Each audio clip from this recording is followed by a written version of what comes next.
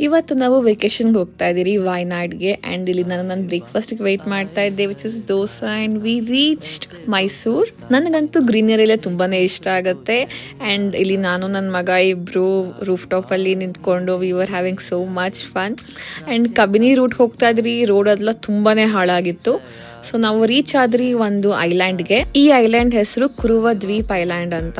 So ಇಲ್ಲಿ ಒಂದು boat ತರ ಮಾಡಿರೋ ಬ್ಯಾಂಬೂ ಇದರಲ್ಲಿ ಕರ್ಕೊಂಡು ಹೋಗ್ತಾರೆ, ಐಲ್ಯಾಂಡ್ಗೆ ಬಿಡ್ತಾರೆ, ನಾವು ವಾಕ್ ಮಾಡ್ಕೊಂಡು ಹೋಗ್ಬೋದು.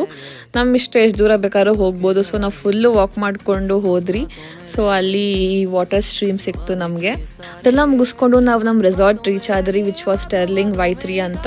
ಇಲ್ಲಿ ರೂಮ್ಸ್ ಎಲ್ಲ ಹಟ್ ತರ ಮಾಡಿದ್ರು ಆ್ಯಂಡ್ ನಮಗಂತೂ ವ್ಯೂ ಸಖತ್ತಾಗಿತ್ತು. It was a river stream view ಇತ್ತು ನಮಗೆ.